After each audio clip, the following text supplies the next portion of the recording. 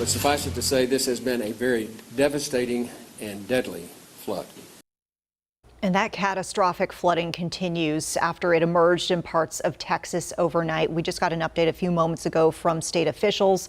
Sounds like there are at least 13 deaths from this flooding, and there are 20 girls who remain unaccounted for from a girls' camp that is near this river. Heavy rainfall, in fact, caused that Guadalupe River to rise early this morning while most people were sleeping. This is a video from the Caryville Facebook page. So this is the area of that river that is seeing a lot of devastation. And officials in Kerr County say there are a lot of developing situations, so they're still just trying to estimate the number of lives lost. As we mentioned, latest counts show at least 13 lives lost. Jeremy Baker on the ground in Ingram. He filed this report as the water started to recede there. Jeremy Baker reporting in Ingram, right by the Guadalupe River. Take a look. You can see the water is still raging, even whitecaps in the river that's normally much, much calmer. A lot of water still rushing downstream.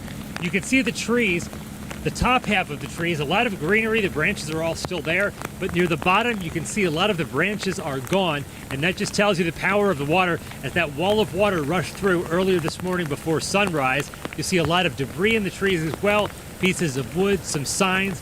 I think I'm seeing a shirk down there further along the river. But to the right, you can see how high the water came up.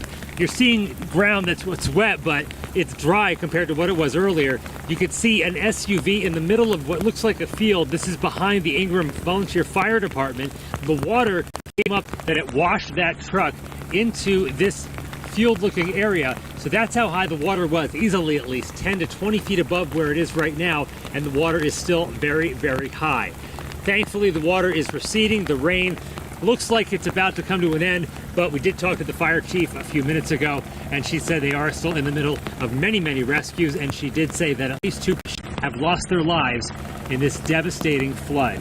And the situation continues to get worse as they hear more and more stories about people that have done their best to try to save their family, their pets, anyone they could, anything they could, as the water washed through.